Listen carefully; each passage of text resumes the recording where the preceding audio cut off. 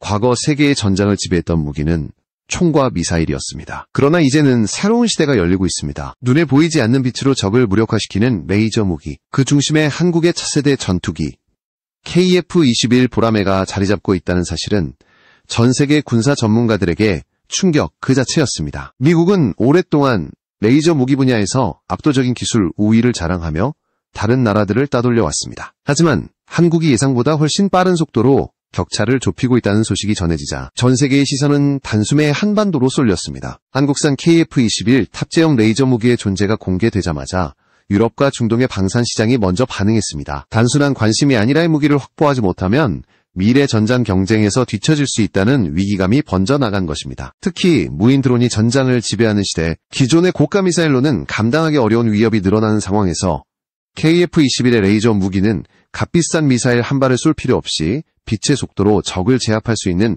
가장 이상적인 해결책으로 떠올랐습니다. 상상을 해보십시오. 고고도에서 접근하는 적국의 대형 무인 공격 드론이 수십 킬로미터 밖에서 미사일을 발사한 뒤 안전하게 복귀합니다. 기존 방공망으로는 대응하기 어려운 이 위협을 KF-21 보라매가 단 몇 초 만에 빛의 광선으로 산산조각 내버린다면 어떨까요?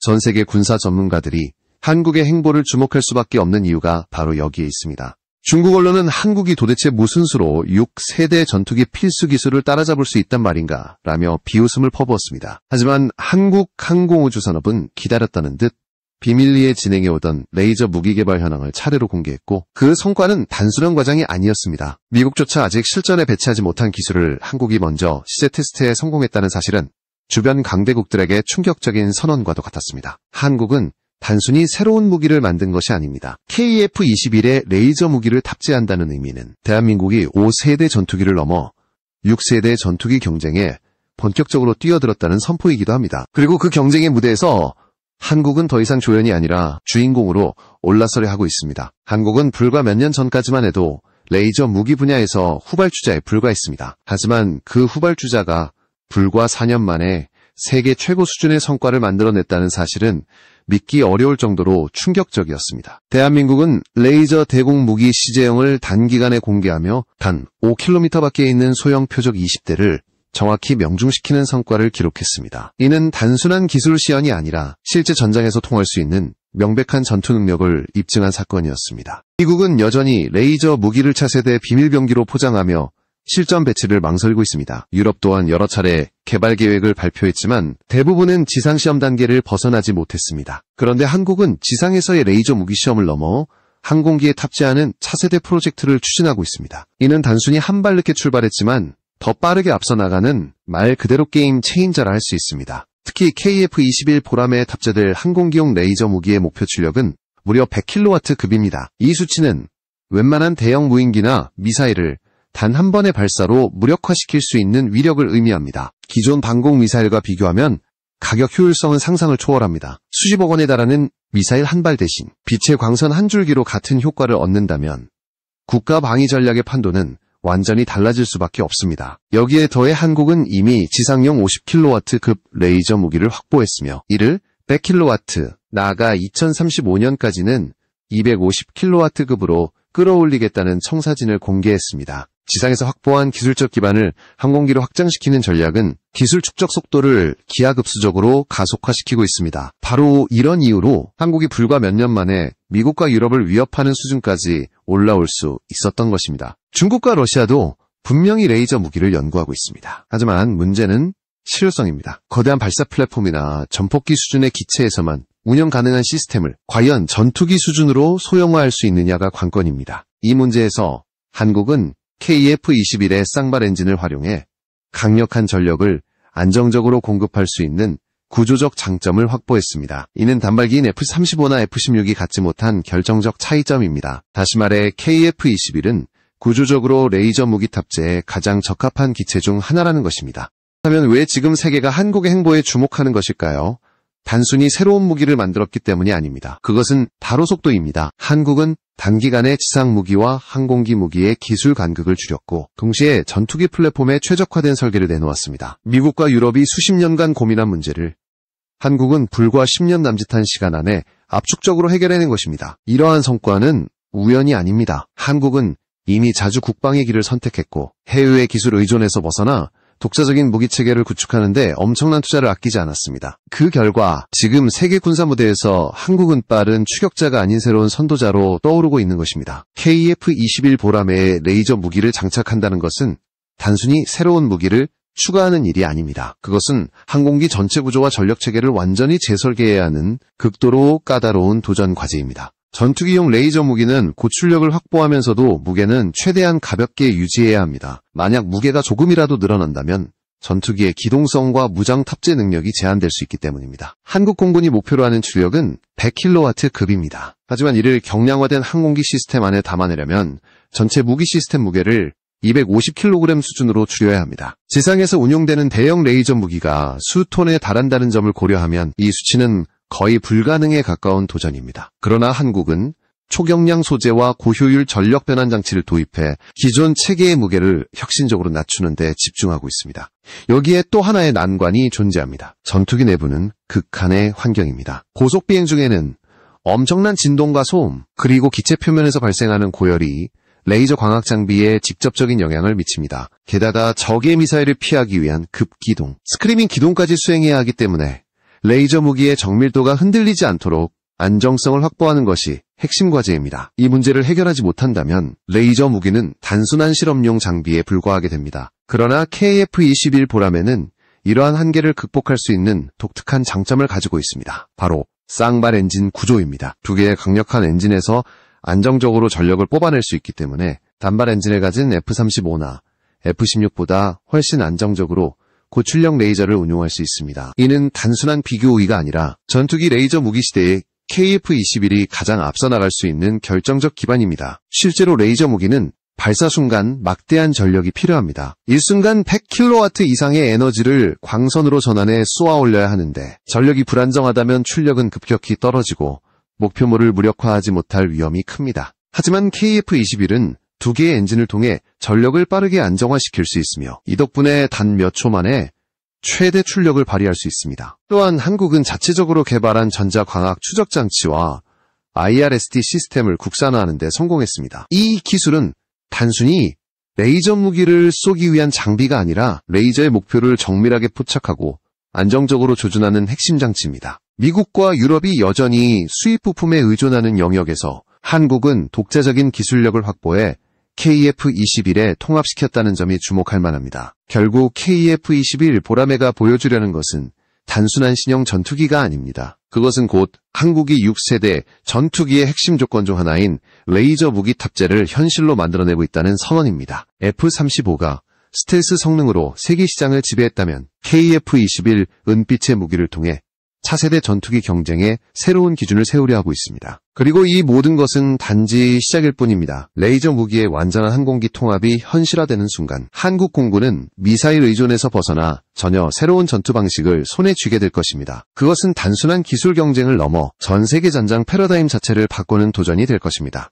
KF-21 전투기에 탑재될 레이저 무기가 하늘을 지배한다면 대한민국의 또 다른 전략 무기는 지상과 바다에서 압도적인 위력을 발휘합니다. 바로 현무 미사일입니다. 한국의 현무 미사일은 단순한 전술 무기가 아니라 국가 생존을 보장하는 전략 자산으로 평가받고 있습니다. 현무 시리즈는 처음에는 제한적인 지상 발사형으로 출발했습니다. 그러나 수십 년간의 기술 축적을 통해 이제는 지상, 해상, 공중에서 모두 운용 가능한 만능형 플랫폼으로 진화했습니다. 특히 현무 미사일의 사거리는 5,000km 이상에 달하고 최대 8톤 이상의 탄두를 탑재할 수 있는 괴물 같은 파괴력을 보유하고 있습니다. 이는 단순히 북한을 넘어 중국과 일본까지 한눈에 들어오는 범위입니다. 세계 군사 전문가들은 한국의 현무 미사일을 두고 아시아의 진정한 게임 체인저라고 평가합니다. 인도의 아그니 미사일보다 1.5배 강력한 사거리와 파괴력을 확보했으며 미사일 회피 기동까지 수행할 수 있어 사실상 요격이 불가능한 수준에 도달했습니다. 마하 10 이상의 속도로 낙하하면서도 정밀 타격을 가할 수 있는 능력은 상대방에게는 상상하기도 싫은 악몽일 것입니다. 특히 현무 미사일의 가장 무서운 점은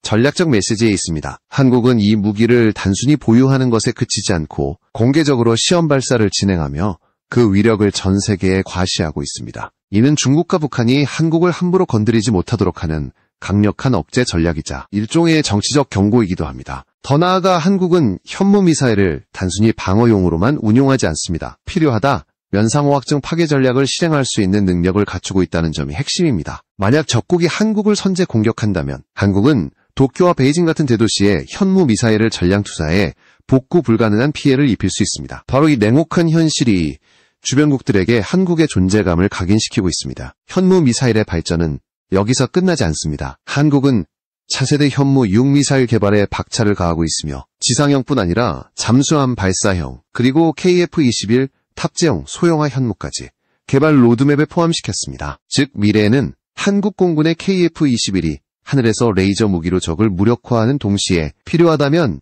현무 미사일을 직접 발사해 적의 전략 거점을 초토화할 수 있는 날이 다가오고 있는 것입니다. 이 모든 것은 단순히 무기를 많이 보유하는 문제가 아닙니다. 그것은 한국이 진정한 자주국방을 실현하기 위해 반드시 걸어가야 하는 길이자 강대국들만이 구사할 수 있었던 전략을 이제 한국도 똑같이 실행할 수 있다는 선언입니다. 대한민국의 군사력 강화는 하늘과 땅에만 머물지 않았습니다. 이제는 바다 깊숙한 곳에서까지 전략적 억제력을 발휘하고 있습니다. 바로 SLBM, 즉 잠수함 발사 탄도미사일입니다. 현무 미사일이 지상에서 발사되는 순간 이미 전 세계가 긴장했다면 바닷속에서 은밀하게 발사되는 현무 SLBM은 적국에게 훨씬 더 치명적인 공포로 다가옵니다. 한국 해군의 차세대 잠수함들은 단순한 수중 전투 플랫폼이 아닙니다. 이들은 전략무기를 탑재한 이동식 요새이자 적국의 심장을 겨누는 보이지 않는 창끝입니다. 특히 도산 안창호급 잠수함에 탑재된 SLBM은 일본과 중국은 물론 세계 강대국들조차 긴장하게 만들었습니다. 일본의 최신형 잠수함이 아무리 조용하고 성능이 뛰어나도 지상 타격용 탄도미사일을 발사할 수 있는 능력은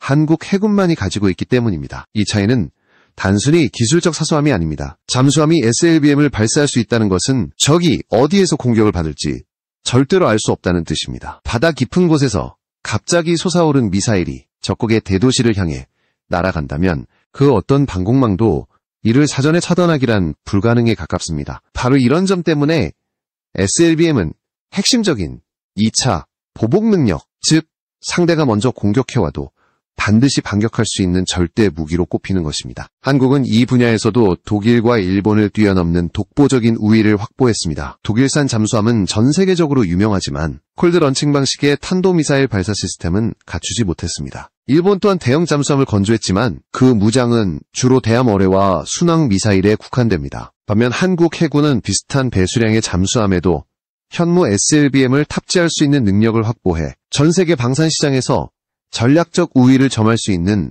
경쟁력을 갖췄습니다. 게다가 한국의 차세대 잠수함들은 단순히 미사일 발사 능력뿐 아니라 최신형 어뢰 발사관과 저소음 추진 장치를 갖추고 있어 적 잠수함을 은밀하게 추적하고 격파할 수 있는 능력까지 갖췄습니다. 이처럼 다층적이고 복합적인 전력은 한국 해군이 단기간의 게임 체인저로 부상할 수 있었던 비결이었습니다. 잠수함 전력은 특히 한반도의 지정학적 환경에서 절대적으로 필요합니다. 육지와 인접한 중국, 일본, 북한이 언제든지 해상에서 도발할 수 있는 상황에서 잠수함은 보이지 않는 방패이자 창으로 기능합니다. 한국의 차세대 잠수함이 한 척씩 추가될 때마다 동해와 서해, 남해에서의 전략 균형은 점점 한국 쪽으로 기울어지고 있습니다.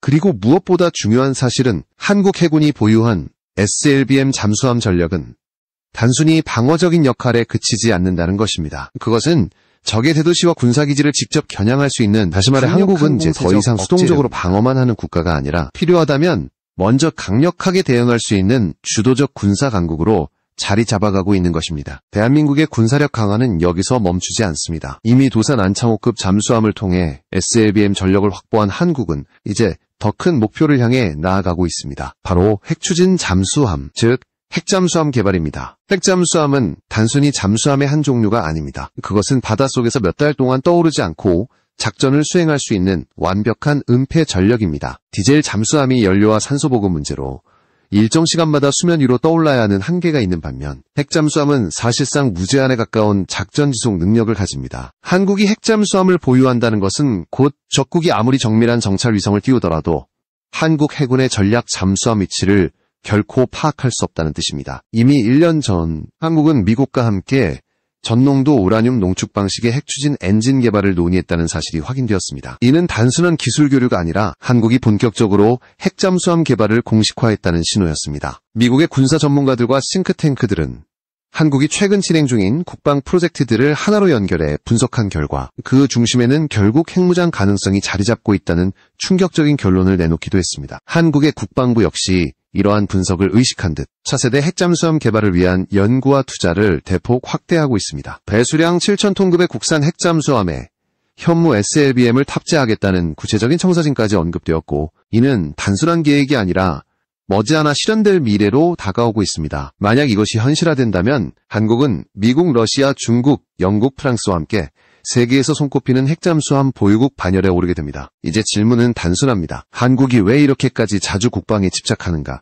그 답은 명확합니다. 강력한 군사력만이 평화를 보장한다는 역사적 교훈을 누구보다 뼈저리게 배웠기 때문입니다. 수많은 전쟁 위협 속에서 한국은 외부의 힘에 의존하지 않고 스스로를 지켜야 한다는 결론에 도달했습니다. 그리고 그 결론은 KF-21 레이저 무기, 현무 미사일, SLBM, 그리고 핵잠수함으로 이어지는 독자적 무기 체계의 완성으로 나타나고 있습니다. 주변 강대국들은 이제 한국을 더 이상 무시할 수 없습니다. 과거에는 단순한 무기 수입국에 불과했던 한국이 이제는 세계 군사 패러다임을 바꾸는 기술 선도국으로 도약했기 때문입니다. KF-21에 탑재된 레이저 무기는 하늘에서 적을 꿰뚫고, 현무 미사일은 지상과 바다를 동시에 장악하며, 핵잠수함은 보이지 않는 곳에서 적국의 심장을 겨누게 될 것입니다. 이것이 바로 한국이 추구하는 진정한 자주 국방의 완성입니다. 그리고 이 모든 무기 체계가 하나로 연결되는 순간 주변국들에게는 단순한 경고가 아니라 압도적인 공포로 다가올 것입니다. 앞으로의 전장은